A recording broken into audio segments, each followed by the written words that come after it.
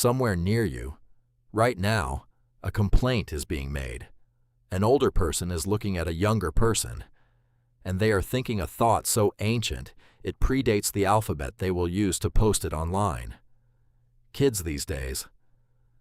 You have thought it too. Maybe about a coworker who refuses to answer a phone call. Maybe about a teenager who narrates their entire life to a camera. Or maybe you are the younger one, and you have felt that thought aimed at you, like a slow arrow that every generation fires and every generation catches. Here is what you probably believe. You believe the complaint is at least partly true, that this time the kids really are different, softer, more distracted, more fragile than the generations that came before. But the real answer is far stranger. The kids are not broken. Your memory is. Over the next few minutes, you are going to see the machinery of one of the oldest illusions in human history. An illusion so reliable that scientists can trigger it in a laboratory, predict exactly who will fall for it, and trace it back 4,000 years. Start with the age of the complaint itself. In the ruins of ancient Mesopotamia, archaeologists recovered clay tablets nearly 4,000 years old. On one of them, a Sumerian father scolds his son for wandering the streets, ignoring his studies, and failing to appreciate how easy his life is compared to the generations before him. He tells the boy that he is ungrateful, that he does not work as hard as his father did. Does any of that sound familiar? Around 700 BC, the Greek poet Hesiod despaired of the youth of his day. Aristotle complained that young people were overconfident and thought they knew everything. Roman writers said the same about Roman youth. Medieval monks said it about medieval apprentices. And then there is the most famous complaint of all. You have probably seen it. A quote from Socrates saying that children now love luxury, have bad manners, contradict their parents, and tyrannize their teachers. It goes viral every few years, usually with the caption, "Some things never change." But here is the twist inside the twist. Socrates never said it. The quote was actually written in 1907 by a Cambridge student named Kenneth John Freeman, who was summarizing the general tone of ancient complaints for his dissertation. His summary was so believable, so perfectly timeless, that the world simply decided an ancient philosopher must have said it. Think about what that means. Even our complaint about the complaint is an illusion. The pattern is so deep that we forge ancient evidence for it without meaning to. So the question becomes obvious. If every generation for 4,000 years has believed the next one is broken, and civilization has somehow kept improving anyway, then who is actually malfunctioning? The kids or the adults? In 2019, two psychologists decided to find out. John Protzko and Jonathan Schooler at the University of California, Santa Barbara published a study in the journal Science Advances with a title that says Everything. Kids these days, why the youth of today seem lacking. They surveyed thousands of American adults and asked whether children today were declining, whether kids respect their elders less than they used to, whether kids are less intelligent, whether kids enjoy reading less. Most adults said yes. Yes to all of it. The kids were slipping in every category. But Protzko and Schooler had hidden a trap inside the study. They had also measured each adult on those same traits, and when they lined up the results, a pattern appeared that should make you slightly uncomfortable. People only saw decline in the traits they personally excelled at. Adults who scored high on respect for authority were convinced that kids no longer respect their elders. Adults who scored high on intelligence tests were convinced that kids are getting dumber. Adults who read a lot were convinced that kids never read anymore. Each person looked at the youth and saw a decline in exactly the thing they happened to be good at. What are the odds of that being a coincidence? It gets better. The researchers then ran an experiment. They gave adults a reading comprehension test and told some of them, falsely, that they had scored poorly.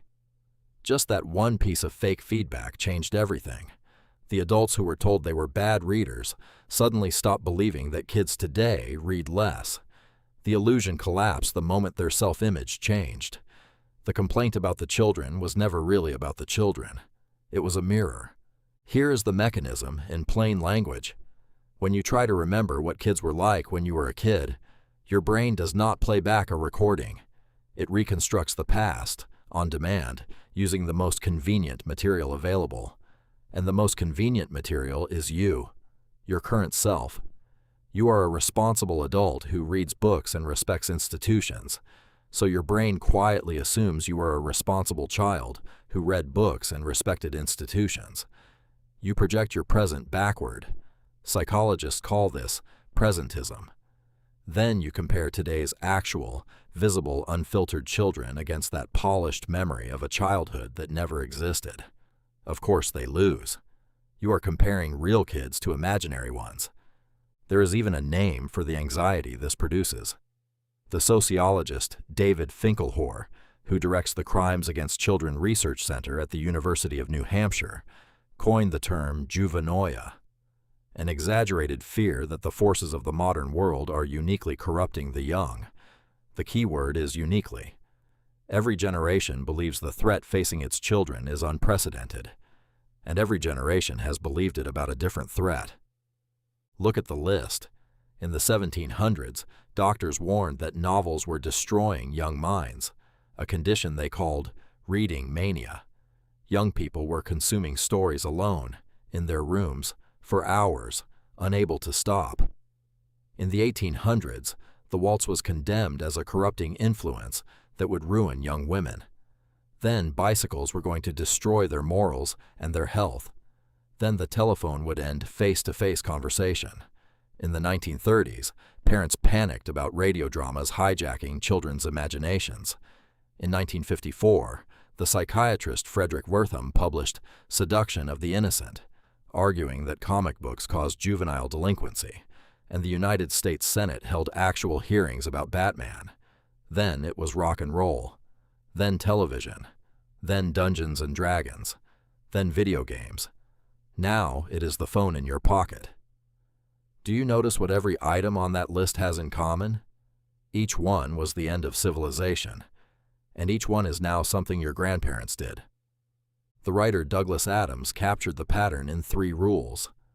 Anything that exists when you are born feels normal and natural.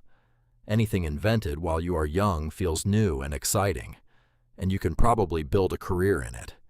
Anything invented after you turn 35 feels unnatural, dangerous, and like the beginning of the end.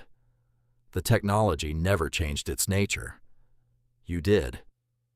But why age 35? Why does the window close? A Hungarian sociologist named Karl Mannheim worked out the answer almost a century ago in a 1928 essay called The Problem of Generations. Mannheim argued that a generation is not really defined by birth years. It is defined by what happens to you during a narrow window of late adolescence and early adulthood, roughly 17 to 25. During those years, your brain is calibrating what normal means. The events, the technology, the music, the fears of that window get baked in as the baseline reality against which you will measure everything for the rest of your life. Whatever the world looked like when you were 20, that is what the world is supposed to look like. Forever. So when the world keeps moving after your window closes, your brain does not register it as change. It registers it as error, as decline, as damage. The kids are not doing childhood wrong. They are doing it after your calibration ended. Their normal was installed 30 years after yours, and your brain reads the difference between the 2 settings as evidence that something has gone terribly wrong with them. Nothing has gone wrong with them. Your ruler is simply old. Now, be careful. This does not mean nothing ever actually changes. Some generational shifts are real and measurable. The psychologist Jean Twenge, who studies generational differences at San Diego State University, has documented genuine changes in how much teenagers sleep, how late they learn to drive, and how their reported mental health has shifted since smartphones became universal. Real differences exist. Real problems exist. But here is the trap. Because the kids these days illusion runs constantly in your head, You cannot use your feelings to detect which changes are real. Your intuition will report decline, whether decline exists or not. It has reported decline every single year for 4,000 years. A smoke alarm that never stops ringing tells you nothing about fire. If you want the truth about young people, you need data, not vibes. And the data usually tells a messier, less satisfying story. Youth crime falling, teen pregnancy falling, drunk driving falling. Some things worse, many things better, almost nothing following the simple story of collapse. There is one more layer, and it is the one that should change how you act. When an older person calls the next generation broken, something real is being revealed, just not about the kids. The complaint is a fossil record of the speaker.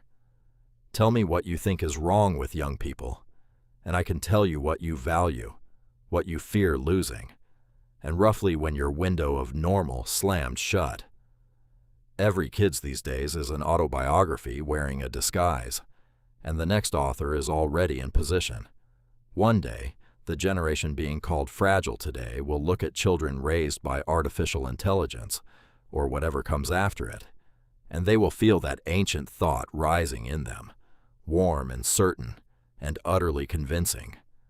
It will feel like wisdom. It will feel like concern. It will feel true. Will they catch themselves? Will you? Because somewhere near you, right now, a complaint is being made. It was being made 4,000 years ago in Sumerian clay. It will be made 4,000 years from now, in languages that do not exist yet, about technologies you cannot imagine. The kids were never broken.